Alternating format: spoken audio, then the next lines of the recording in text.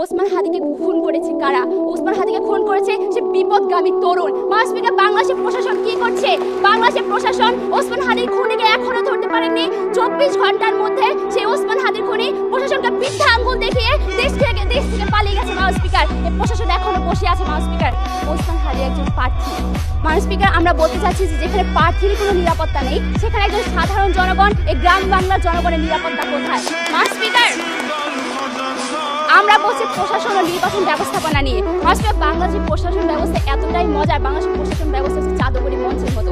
এখানে ভোটাররা না গেলেও ভোট আগে একলাই চলে যায়। মাসপিকার বাংলাদেশের নির্বাচনের ব্যবস্থা নাই, কবর থেকে উঠে মানুষ এসে ভোট দিয়ে যায়। এই নির্বাচনের ব্যবস্থা নাই, এখানে কোনো নির্বাচন হয় না। মাসপিকার গত 15 বছর ধরে আমরা প্রহসনমূলক নির্বাচন দেখেছি, আমরা রসিকতা নির্বাচন দেখেছি। তারা বলে গেলেন 14 সালে বিনা ভোটে নির্বাচনের কথা, 18 সালে রাতে নির্বাচনের কথা, 24 দামি নির্বাচনের কথা। মাসপিকার এই দায়ভার কার? এই দায়ভার হচ্ছে প্রশাসন ও নির্বাচন ব্যবস্থাপনা।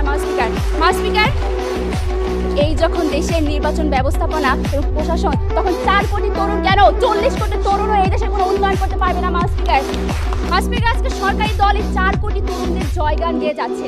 আমি তাদের প্রশ্ন করতে চাই, এই 4 কোটি তরুণ কি ঐক্যবদ্ধ ভোট ব্যাংক কিনা? মাসপিকার আজকে এই 25% তরুণ তারা নিজেদের মাঝে 3-4 ভাগে বিভক্ত। কেউ জামাত সমর্থন করে, কেউ বিএনপি সমর্থন করে, কেউ আওয়ামী লীগ সমর্থন করে, এমনকি এদের মধ্যে অনেকে আছে নির্বাচন করতে কোনো আগ্রহই নেই। সুতরাং এই ক্ষুদ্র এবং বিভক্ত গোষ্ঠীকে আপনারা কিভাবে আগামী নির্বাচনের নিয়ামক দাবি করেন তা পরিষ্কার